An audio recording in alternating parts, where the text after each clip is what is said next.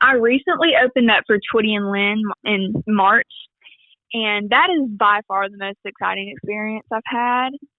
And, they were just the sweetest people. I really did. We connected so well. I loved them. And it was at the Gym Theater in Calhoun. I really liked that place. It's in such like a cozy little old time town almost. Mm-hmm. And so, we just spent the day up there. I had 2 shows up there, and one day show and one night show, and it was really fun. You come to tell me something. You say I ought to know that he don't love me anymore. I'm happy today. Well, you say you're gonna take him, but I don't think you can, because you ain't wanting to take mine. Hello, everyone, and welcome to Living in the Limelight. I'm your host, Jay Huller. As a quick reminder, please follow us on Instagram at Living in the Limelight Show and check out our website at livinginthelimelight.com. And of course, you can find our podcasts through all the major streaming services, including Spotify and Apple Podcasts. Check us out also on YouTube at Living in the Limelight Podcast. Each week, we feature a conversation with a different artist where we delve into what makes them tick, and sometimes we get pro tips on pursuing a career as an artist. If you are a performer or know someone who is and would like to be considered for our show, check out the questionnaire at livinginthelimelight.com, and thanks so much for listening. Jenna Howell, daughter of Kim and Tim Howell, is a well-rounded young lady from the Clayton Community in North Georgia. Jenna has performed at fairs and festivals, and most recently, she was asked to open for Twitty and Lynn in March of 2023, as well as being a contestant on Georgia Has Talent 2023. But Jenna is more than just an entertainer. She's a dedicated student, loyal friend, well-rounded athlete, and a Jesus-loving teenager. Let's welcome Jenna to Living in the Limelight. Hey! Hey, is this Jenna? Yes, sir, it is. Welcome to Living in the Limelight. How are you today? I'm doing good. How are you? Fantastic. Are you enjoying this dreary weather during a spring break? I am, yes. I was planning on fishing today. That ain't going to happen, though. Oh, no. But you can fish in the rain. It's too miserable to be out there, right? You can. Right, yeah, it's cold. Not trying to get sick. Oh, no kidding. Do you like to fish? I do, yes. I've grown up. We have a little pond down there at the bottom of our driveway, so I love it. That's cool. And how often do you do that? Well, I play basketball, so, whenever I get a chance, I do. Me and my dad, we go down there. Oh, that's nice. So that's just one of your go-to kind of like chill out times. And yeah. Very nice. Yeah, I know you lead a pretty busy life, and I'm hoping we can kind of explore that a little bit. But I want you to think back, if you can, to itty bitty Jenna and music, and kind of where that all started, because you're 13, right?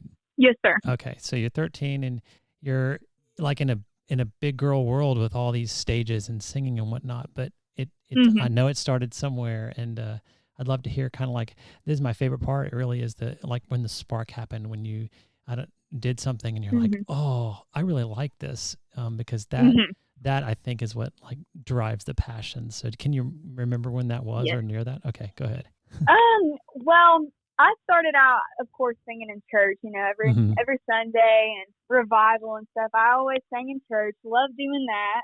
And then when I reached about 6 years old, I'd say 6, 7, we would go down to like a local little Mexican restaurant, and they would have karaoke every Friday night. And so that's when I, started. We would go every Friday night. We would not miss a Friday night. Oh, nice. But that's when I fell in love with it, and I was like, this is really what I want to do, and ever since I've just stuck with that and haven't stopped. Do you think it was the church environment with like, when I think about it, it's kind of like a built-in audience. If you're up there, were you singing from the pews, or did you get to go up like and be part of the choir, or what? Where were you in the church? I was just singing from the bench. Just singing from the bench. But I've always done that. So what kind of feelings does it give you? Is it just the words that come out of your mouth and the harmony and the sound? Can you kind of like, if you could think of the magic behind all of that? Because, like for me, when I'm in church and I sing, it's we're singing to the song but I don't know if it's the same, but it seems to me like a lot of people who grow up singing in church and they go on to sing it, there's something in there that I want to get my hands on, like that is it's an extra feeling, right? What goes through your heart, what goes through your mind when songs are coming out of you? Well, the fact that I'm, singing in church, that's a big part of it, because one, I'm singing, to our Savior, and that's a big part. Uh-huh. And I just feel free, and I love doing it. And do you feel real connected to the words themselves and the meaning behind the words? Do you like the melodies of the songs? Is it 50-50? Yes. When I find a song that I can connect to, there's, nothing that can stop me. Are you the kind of person, I'm this way a little bit, where a song will get in my head and just sticks in all day long? That's kind of it just kind of comes out in different ways. Yeah. That's neat. I am. Okay, so let's go to the Mexican restaurant, because that's not church music, I can imagine. And that probably exposed you and has exposed you to other like genres. When you hit that, go up to the guy and say, I'd like to do karaoke. Well, I mean, I imagine by now it's like, oh, hey, Jenna, come on up. They call you up and they kind of know what your go-tos are. But what songs, besides church music, what songs have drawn you and that you feel more connected to than others? Loretta Lynn is like truly my idol. Uh-huh. So, I've, sang her songs. You Ain't Woman Enough is one of my favorites. And that's what people know me for. They're like, hey, you're that girl that sings You Ain't Woman Enough. That's neat. And just a bunch of the old stuff, that really, because I've grown up on older type music. I also like 80s rock, like Journey, Don't Stop Believing, Faithfully, Bon Jovi, Pat Benatar, all that. Oh, you're speaking my language. Yeah. But yeah. That's and fun. then my first ever song I sang at karaoke was a Janet Kramer song, which is kind of newer, so that's different. But I Got the Boy, and I've loved that song. That's been like forever my song. That's what I started out singing. So every time that comes on the radio, I feel like a special feeling, because that's what I started out on. Have you found that music has been sort of a moment definer for your life? So like, I know it's really strong in church for you, but when you go outside and you're, I don't know, with your friends or the weekend or whatever, and have you, because this is true for me, certain songs, like you mentioned, Don't Stop Believing, I can tell you kind of where I was when I was first listening to that song. Do they impress upon you like that, where you're like, that you remember memories that are connected to songs? Yes, I personally, every time I hear that song, I connect it with it. Like, me and my mom will be somewhere, and Don't Stop Believing, like, that'll come on, and we'll just look at each other and smile, like, that's what I've grown up on, and special different feeling, because she's the one that got me hooked on all the 80s music, So. Yeah, of course. Yeah, no, I can imagine.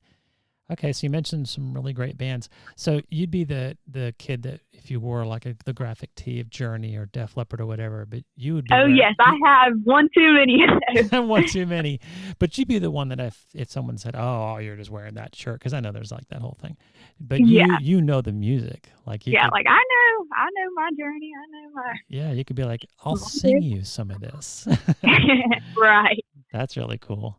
I like that. Okay, so we've got a mix. We've got some good revival church music. Has gospel ever like grabbed a hold of you? Because I've talked to some gospel singers before on the show, and I know that one digs in really deep and holds a part of the heart.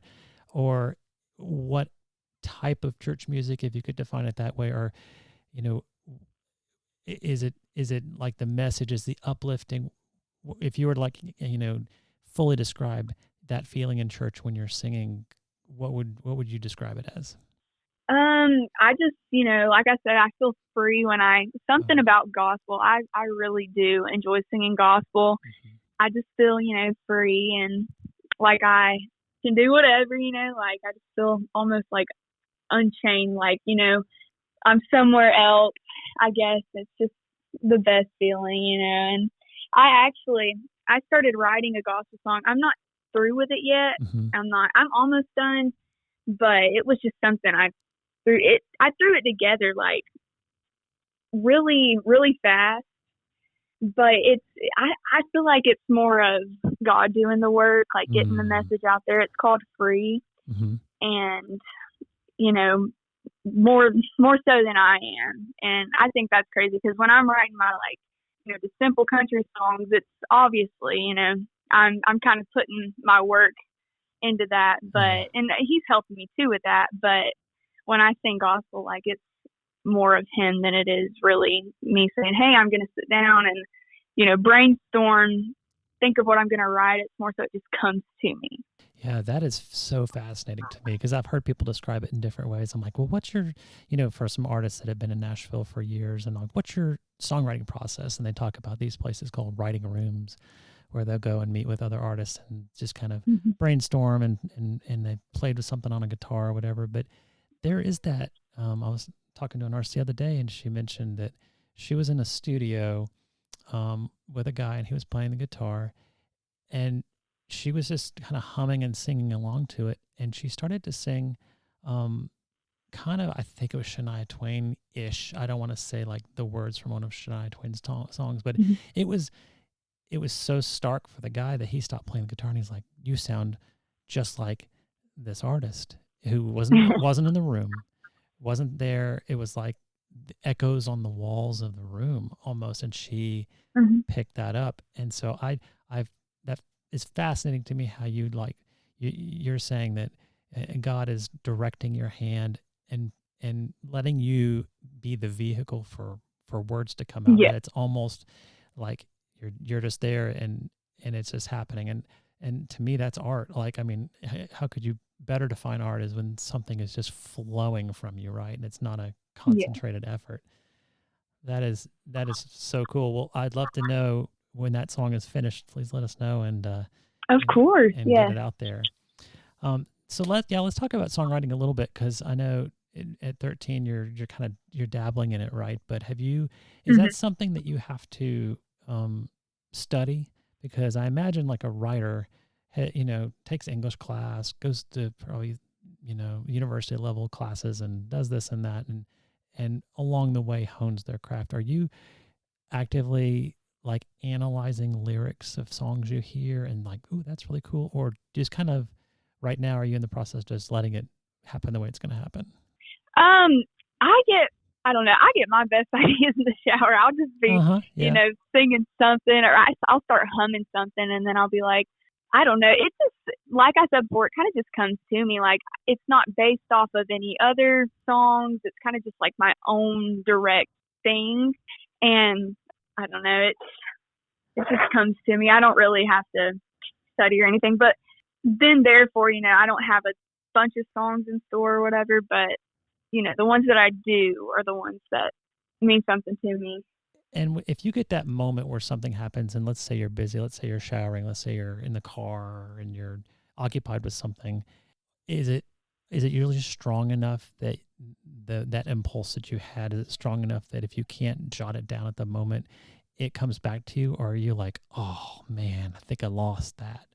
There's been a few times where, you know, something would come to me, but I'd forget it, and then I'd be like, oh, well, I guess that's that. And, you know, I haven't really thought about it, but most of the time, I'd say like 99% of the time, I'll come up with something, and it'll stick with me. Like, I'll continue to hum it, or, you know, like, I think that's really, like, fascinating because, you know, I have the worst memory. Like, I cannot remember anything, but something about songwriting, it's just, like, stays with me.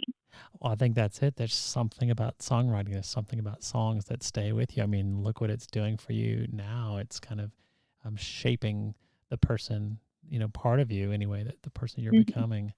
Yeah, I've always wondered about that because I'm a, you know, older than you and I'm a forgetful person. So I'll forget it and it's gone probably for a long time. But you're right, though. If it's truly like a heart, soul kind of connection to you, it's going to come back. And Mhm. so if you got a melody, if you have something humming through your head, you're learning guitar. Is that right now?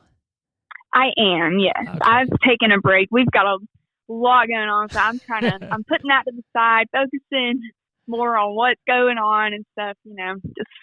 Got you. Well, so what would you do with that? Let's say it's music only. There's a melody, there's there's something in your, some notes in your mind. What would you do with that for like would you go to your phone and hum it into your phone and save it that way? Or what would be your way to like store it for Yes, later? to keep up with it, what I do is I just use my voice memos, and I have you can scroll for days. I have so many little ideas and stuff that have just came to my head, and I don't forget them, but just to be on the safe side, I save it to my voice memos so I can go back later if I do forget it. You are living in a blessed age. I'm telling you, that is the most convenient way to save things. I use notes all the time too. Yeah. And if you think years and years ago, I mean, someone who went through that same experience had be like, "Ooh, what do I do?" Maybe they had a tape Right. recorder, go further back. Maybe they had to really get the instrument out and like notate it, right? Get the notes down. So that's cool. I'm glad you've got that Yes, and archive. since I can't play an instrument, I feel like if I sing it, I'll remember the way I sang it before into my phone when I got the idea. Because if I write it on paper, I'm not going to remember how I sang it before. So I think that's the best way to go. Have you ever woken up from in the middle of the night or whatever with something in your head like that, and you got to go to your phone and get it in there? I haven't, but I've stayed up really late. It was actually working on that gospel song. It kind of came to me. I was in the shower, like I said, my thinking space, and then I got out and it kind of stopped for a minute, and then it just came back to me. Later that night, I was still awake, but I stayed up real late thinking about that and kept putting your it mind together, kind of churning about it. Yeah, that makes sense. Okay, well, I'd love to talk about balance with you because you're the classic example of just that person who's got your hands in all sorts of little pots. And I know for you, basketball is huge because you're a competitive player, and that takes a lot of your time, and you travel with that. And then there's school, regular school, and then there's friends, and there's family, and music. Do you find it's difficult? Do you have to set alarms and timers and reminders and all that, or are you just kind of a little more free with it, and you go along with the schedule of what is being scheduled for you and the things you'd like to schedule, and you don't stress over it too much? Or is this a conscious thing that you really have to kind of juggle all the balls carefully? I don't stress too much about it. Shout out to my mom. She plans everything. That's She's good. like, okay, Jenna, we got to go here. Okay, we got to leave early. We got to get to your basketball game. Okay, we got to hurry out of here. She kind of keeps me on the go and in my place. And I'm blessed for that, because Lord knows I would be a mess if I did not have her telling me where I needed to be and what time. Yeah. But well, you're in that. Yeah, I don't stress too much. You're in that grace period right now where it's, you're right. Blessed all moms that help with that, and dads for that matter, that just keep us in our spot. But yeah, you're not too far away from needing to do that on your own. So take good notes and watch how she does it. Yes, absolutely. So, music for getting it out for the world to hear. Do you feel a compulsion to do that? Because I know a lot of people talk to you about music, and I've heard when you go to places, they pull you up on stage and wait, oh, you're here, please sing with us or whatever. Is that do you feel any sort of pressure to produce music, or is it just like you just described, where it's I'm going to do it when I feel like it, when it gets to that? And do you feel tempted to want to get into that a lot, or do you like the way the portion of life it takes up now, and you like your other aspects of life, you like the balance? Okay. I enjoy, I think while I'm young, I need to live a little, basketball, hanging out with friends and family and stuff. but it is something that I would, consider in the future, of course. But, while I'm young, I think it's good for me to just live a normal life. But I am interested in getting into that whole aspect with the singing and getting pulled up and getting my name out there and being known. I think that's so cool. I've always loved to be like the center of attention. I'm the youngest in my family, so I think that's so cool. When I have on my TikTok, I have a pretty big platform on there, so I think it's the coolest thing when somebody's like, "Hey, you're that Jennifer Music from TikTok," and I love it. So let's get into that. I'd love to hear more about this because I'm the 180 opposite of that completely, like absolutely directly. If you tried to pull me up on a stage, I would be like, well, can someone else do it? and I'll do it begrudgingly, right? But as you may have seen in Georgia Has Talent, it's a very minimal role that I'm on stage. But you crave that and you love it, and I'm always fascinated why my older daughter Kate is very similar. If there's a karaoke machine playing, she's right there and she's dancing along, and I admire that so much about people who can do that because it's scary for me. Like, it's not even just I don't want to do it. It's like you maybe couldn't pay me enough, right? And then there's the opposite, like you who want to look for opportunities and find that, and that to me is can you think about how you are and what feelings go through you when you're on stage and when you're the center of attention and when you're entertaining, as to really the fulfillment or what goes through your mind as you're doing it? Because well, when I don't know, like you said, I don't have a problem with getting up there. Like, it doesn't scare me. I mean, of course, like when I've done some bigger shows or like opened up for people or, talent shows, you get a little bit of butterflies, but that's completely normal. And I've understood that. Like, I've been like, I wonder why I'm so nervous, but it's just part of it. And, but what goes through my mind is like, are they having a good time? Like, am I interacting with the crowd how I should be? Like, I'm focusing on myself, but I've got like me down pat, like to the point where I'm focusing more so on the crowd. Like, are they having a good time? Do they, what do they think? Just trying to make everyone happy. And that's like really what I focus on. And, of course I'm having a good time. So I just think they have a good time. Okay, so I think you're onto something that I don't know if I've ever heard explained in such a simple but stark way. So when you said the phrase, I have me down pat, because I think that's the key. If you can, because I would go out on stage and I would be like, well, I don't know if I have me down pat. I don't know if I have the right words, or I don't know if, don't make me sing, but if I had to try to sing or something, I'd be like, I think I was sharp or flat or whatever. But maybe that's it. Maybe that's if you're embracing what you have been given, in your DNA, like you have this quality of the way you sing and the way you deliver messages and whatnot, and you let that kind of relax. Whereas the rest of us who are afraid to be on stage, or we're stressing over the product, right? And you can relax. You're like, I got this down. I got the product. Now I can put my attention toward the people. That is fascinating, because it is, and then that's what makes a great entertainer in my mind are the ones that can interact. Okay, so are you looking for faces when you're on stage? Are you looking for direct eye contact with someone while you're singing to see if they're smiling or clapping along or whatever? Are you just kind of generally looking at everyone and you get like a vibe, or is it both? Well, it's both. Well, sometimes, if there's certain people I haven't seen in a while, or like I'm happy to see, looking forward to see, I will look for them in a crowd. That is when I can see them, because the spotlight is awful bright, in some environments when you sing in, they'll have real bright lights and you can't see nothing. You just act like you can, but, but yeah, I do. I mean, I do look for faces, but I do like to see the faces on the people, see what their reactions and emotions are.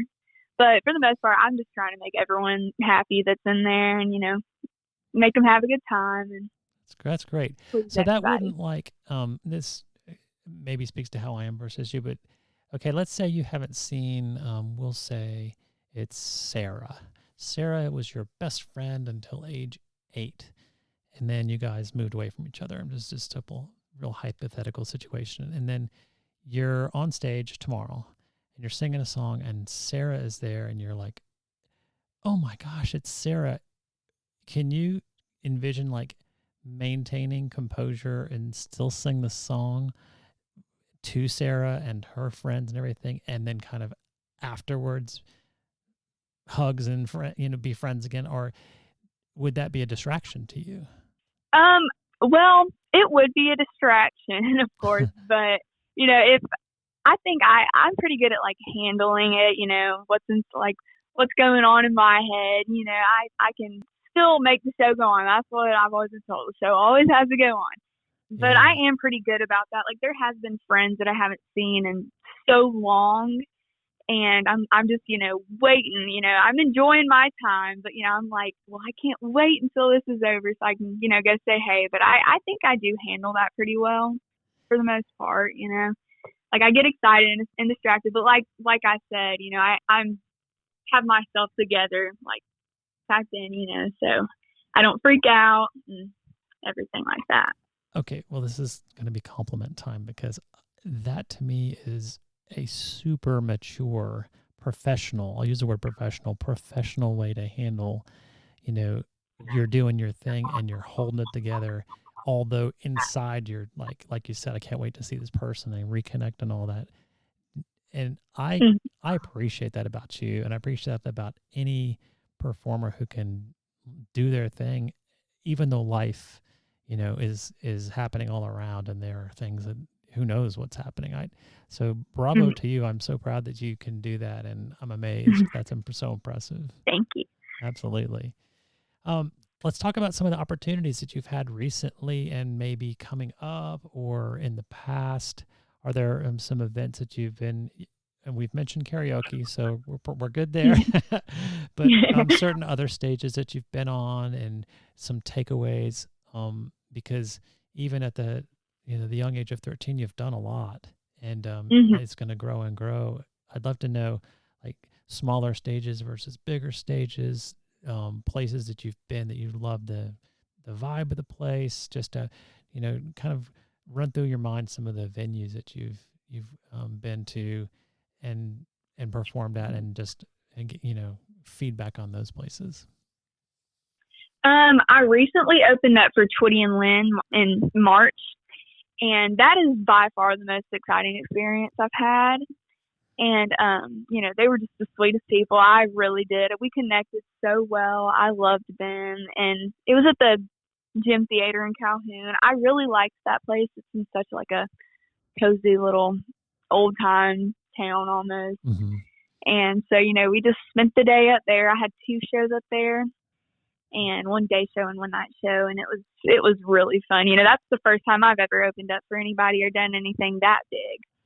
But and how did that come about? Like, was it just you got a phone call one day, like, "Hey, Jenna, we heard this," or whatever, or how did it happen for you? I know you didn't just you didn't walk in, you weren't attending that show, right? And they saw you. Was it beforehand that you arranged it? Yes, right? it was actually like I think 8 months before. Oh my goodness. We went to one of their shows. They came to the same theater, Mm-hmm. My mom had heard my grandparents. She was going to take my grandparents, and we had heard about it. And we were like, well, let's go. And the thing is, I was spending the night with one of my friends that, I haven't seen in a while. And so I was like, I really don't want to go, like I love Loretta and Conway, but we were so tired. And I was like, well, I haven't seen her, I want to spend more time with her. But my mom was like, no, I already got you a ticket. You're going to go. And so I went, and I was like, okay, whatever. I was kind of down and about it, the whole thing, but I was like, I'm going to have fun. And I wasn't expecting anything, but my uncle, we were talking, we were just messing around. We went to lunch that day, and he was saying like, I'm going to get you up on that stage, just joking. Really? I thought, yeah, he was like, I'm going to get you up on that stage. And so he went and talked to the person that's kind of over the theater and was like, hey, my niece, she's good. You know, she's grown up on Loretta. She really loves Loretta, and she sings one song, You Ain't Woman Enough. And he was like, well, let me go talk to Taylor and see what I can do. Because he was super sweet. And so he went and talked to Taylor, and, you know, I don't think my uncle, he didn't tell me. He told me. He was like, I went and talked to the guy and told him to pull you up. And I was like, yeah, right. Yeah, I was like, no, you did not. But we were just sitting there, and she goes, this was like the day of the show that you were going to attend, or after? No, this was eight months before I opened up to them. Okay, and this is the day you wanted to spend the night with your friend, and you were rolling your eyes and being all teenagery and everything. Okay. It was. Okay, I got you. I'm caught up. Sorry. But but all of a sudden, she just says, Jenna, is there a Jenna Howell in here? And I was like, I lifted up from my seat. It was like I wasn't even thinking about, you know, spending the night anymore. I was like, what?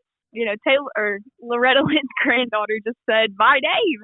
And then, you know, I was thinking she was just going to give me like a shout out or something saying whatever. But then she said, you want to come help me finish the song and stuff? So I walked up there, and, you know, she's like, you're 12 and stuff. And she was like, so I hear you like, you know, You Ain't Woman Enough. And she's like, well, will you help me finish the song?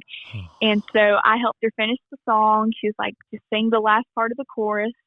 And, you know, I hopped right in and I finished the last part, and everyone went crazy as well as me. But like we were talking about, you know, maintaining the professional controlling our emotions. Yes. And I was freaking out, but I bet. I don't think you could tell. I don't know. But it was so much fun. And then that's when she kind of just asked me on stage. She was like, she's going to open up for next. She didn't even ask me. She's like, she's going to open up next show. And then she was like, will you open up for us March 11th? I was like, that's a long ways away, but you bet. Wow. So right there on the stage. And there was no rehearsal. There was no practice ahead of time. This was just come on up. No. Oh my gosh. It's just like sing this chorus. That is amazing. Yeah. And then so afterwards, after you came off the stage, you're like probably shaking a little bit. That's when you were able to reflect on the kind of the magnitude of what had happened. Yes. I was like, that's when I finally got to think it all. I was like, no way. Taylor Lynn just asked me to open up for Twitty and Lynn. Yeah, I was crazy. So in your mind, let's see if you can do this. In your mind for those, it was probably a minute that you were on the stage, because it was the final chorus and everything. Maybe some, you know, were they in the song at the time, or did they pull you up at the beginning of that song and then you started singing at a certain part? Well, during I think it was like the guitar solo or whatever. That's when she pulled me up. She started talking. She was like, wait, and then the music kept playing, but she called me up at that time.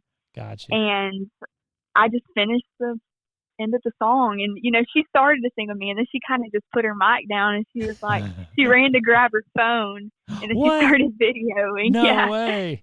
Oh, yeah, so that was pretty cool. That's amazing. Oh my God. So can you remember what was in your mind while you were singing? Did you have to focus? I mean, I know you know that song backwards and forwards.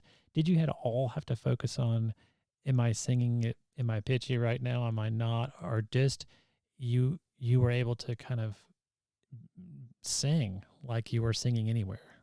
How did it feel? Well, I was kind of like, I was a little bit, I think the nerves kind of was getting to me a little bit, but, you know, I kind of was just like singing. I was kind of enjoying the moment. Like, you know, that's a once in a lifetime opportunity. And so I was just kind of like, you know, I need to not worry, just enjoy the moment. You know, she called me up here for a reason, and, you know, God's doing his work, so I should be fine. And, you know, I was fine. Oh, I know. I got you another gig right then. That's the quickest audition ever. She heard you sing a couple of bars, like, okay, yeah, can we have you back?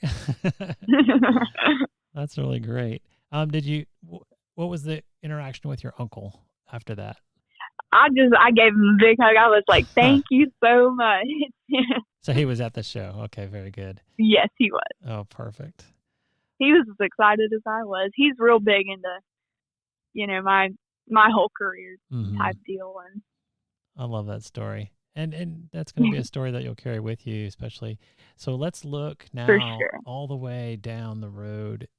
This is so hard. It's hard for anyone to do. I can't even do it myself. But if you had a crystal ball, or if you had, the magic snap of your fingers to do whatever, what would your music career look like?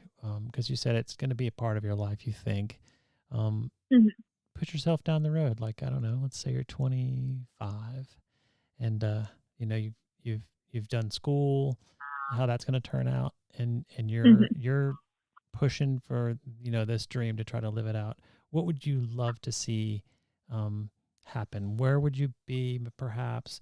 What would you be singing? What kind of music? Would you be part of a band? Would you be like solo, touring? You just records, a lot of records out. What would you love to have happen? We'll try to paint it. Well, ever since I was a little girl, I've always, this is something that I've always wanted to do. And if I could look at like down the road, all I can see myself doing is singing. I've tried like playing basketball, like, do I want to go to college to play basketball? Do I not? But I finally I'm like, is that what I really want? Because everybody always talks about that. And I'm like, I don't know if that's what I really want. What I really want to do is be on the road. Like, I hear that is like a rough life. It takes a lot of time and commitment, and I get that. But that's all I can see myself doing. And if that's what it takes, I'm willing to put the time and commitment into that. And, it'll be hard, leaving my family, but it's as supportive as they are. I'm sure they'll be with me every step of the way. And so that's not something I have to worry about. And I'm blessed for that. And, that's all I can see myself doing, in Nashville at the Opry. That's my dream. Oh, I can see you there. Yeah. I can see you there. And, there are young ones that have gotten there pretty quickly. If you look at like Callista Clark, she got some attention real quick, and she's been on that stage probably 3 times now, and she's, I think, 17. So, absolutely. And I love your focus on it. And you speak from not like I want to be rich and I want to be famous. You're speaking from I want to do this. Like, I feel it. Right. As long as I'm doing what I want to do, I could care less about the money. I could care less about, like I said, I like being the center of attention, and, I think it'd be great to be famous and, be the talk of the town. But at the same time, like whatever makes me happy, makes my family happy. That's really like truly deeply what I'm focused on more than anything. Do you think it would be exclusive to music, or would you delve into other, I'll call them like attention getting media, like film or TV or musical theater or anything, with cameras on you? Or is this music is like the big pull? Well, I like my social media. I use that just to like get my voice out there. I don't post like my everyday life. I only have a few posts because I don't really put that much time into it. I focus more so like what's coming up or what's planned like in reality. Like, I do love social media, and I think it is a great way to like get your stuff out there, get your name out there, and start a career. Yeah. But that's kind of just like my side thing. And yeah, what I was wondering is like, besides music, do you think you could see yourself on a TV show or working in theater at all? Have you ever tried any like drama stuff? Yeah, I don't know. I have some friends that do theater, and I think it's so cool, like watching them and stuff. But I can't see myself, doing theater or anything. Maybe TV show, because I mean, I think that'd be cool, but I don't know about theater. And it's just, I wouldn't want to get a title of like, hey, that's the girl from a TV show. Or, I focus more on my music. Well, that's important to know because if I feel like if some people get too spread thin, they're going to be like not well known in any of the areas, right? But if you have this strong pull for music, it's going to propel you. Mm-hmm. Very neat. So you're learning guitar. Did you like when you went and got your guitar? Was it like a, hey, I'm going to go to Goodwill and just pick the one I can find nearby, or did you save up your money because you knew a friend that had a certain kind of guitar? Do you look for certain things in instruments? I know you haven't collected many, but you will. Or does it matter to you as long as it has 6 strings and is in tune? Well, what happened, I didn't even have one when we went. We went to some local little place to take guitar lessons. Mm-hmm. And they were like, they kind of just told me which one I needed to start off with. So we were like, okay, we'll get it. That'll be what you have for now and stuff. It was a nice one. I have like a built-in tuner and stuff. So that was really nice having a good one to start off with. Mm-hmm. But we had a lot going on. I think, we just started too early playing guitar, which I know it's never too early, but right. I think I should have waited until I had more free time that I could actually practice because, like I said, we get home real late from sports and like singing and just a bunch of stuff. So, yeah. And guitar is not my top priority. Like I would like it to get there, but I'm gonna start real soon. I'm working on it, but back then it wasn't my top priority. From what I've heard, it becomes a vehicle. It's kind of like you in the shower where the thoughts happen. I think some people who just kind of strum on a guitar, I've heard it brings up ideas, right? And Mm-hmm. It may not even be a chord progression that anyone's ever done, or it may not be anything, but then you're like, ooh, and the ideas can start to flow. So I could see that for you, especially since you're just beginning. It's just like the conduit for music flowing, and then can get more structured. And plus, I mean, gosh, one of the most portable instruments around, right? I was talking to a lady on the podcast a little while back, and her name is Kirsty Krause, and she plays Breedlove guitars, and that might be something you should look into, because she was like, I'd never thought about this, but she was all about the portability of a small guitar. It's not a uke, and it's not a banjo. It's a regular guitar, but it's in a smaller form factor. And I was like, well, why does that make a difference? And she's like, well, if you're, on the subway, or if you're in a corner of a hotel room, or if you're here in a car or whatever, you can play it. Right. And then I was like, well, okay. And then she said, and when I'm on stage, I can sling it around my back and it's not even there. I'm like, oh, there you go. Fantastic. Okay. So yeah, I think, on down the road as you work on instruments, that might be one to look at. Yes, I will definitely have to look into that. Nice. Well, because I'd love to play, but I love to perform too. Keep it moving. Yeah, well, I guess that begs a question. So, at this moment, since you're putting the guitar development off to the side, it's you and the microphone, and that's enough, right? I mean, it is. Yeah. Are you like a walk arounder person, or do you like to stand at the mic stand for the song? What's your does it depend on the song?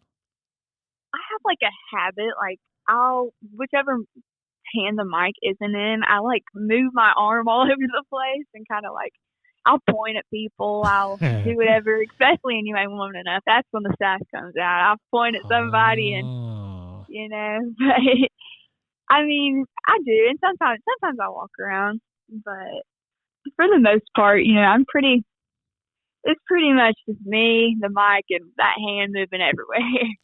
Well, no, I think that speaks to the expressiveness of the art that's coming out of you. Like, in the word that you said, sass, I can just see it, because all teenagers are sassy. That's part of the definition of being a teenager anyway. But I can envision that, because that one hand has got something to do in that particular song, or you are you ain't woman enough, right?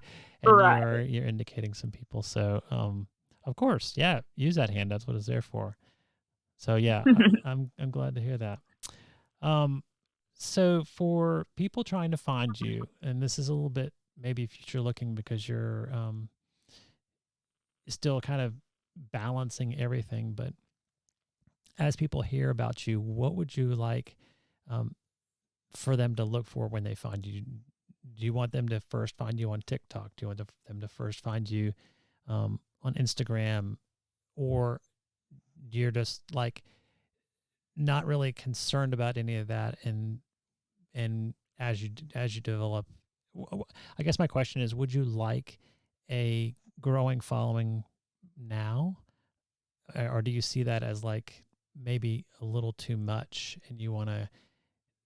Because I know with those things, some pressures come, because you got people who ask questions, and you've got comments and all of that, and and this, you mentioned social media earlier, and I was like, it can be a lot if you're balancing everything, or are you just like, you know what, let it be how it's going to be, and this is where. Do you want people to kind of start following your career right now, I guess is my question.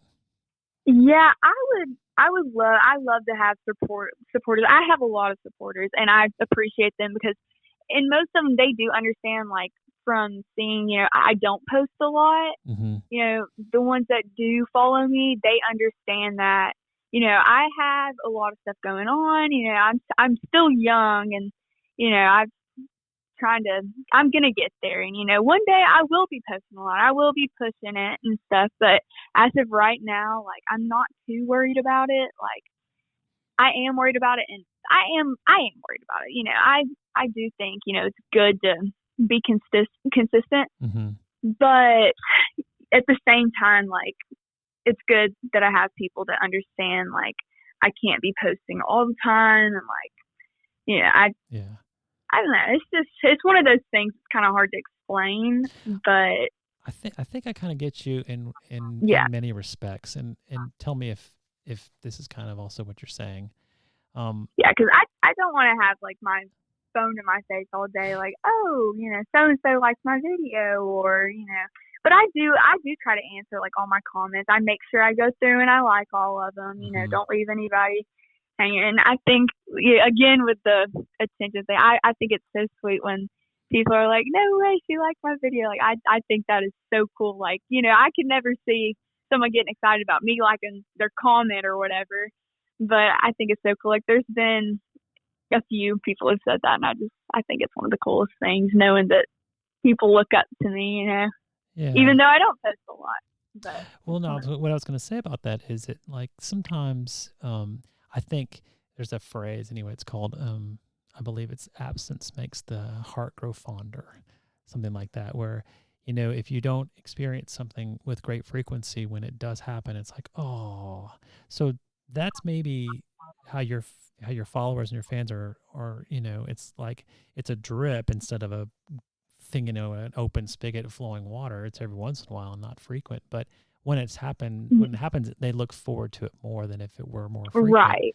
So I think that'd be a great attitude to kind of surround around it and be like, I wish I could do more, but when I can, I want to give them, like you said, you go back and like the comments and stuff, and I appreciate that. Please never stop, because those of us who don't want to get on stage, we as fans do appreciate that a lot.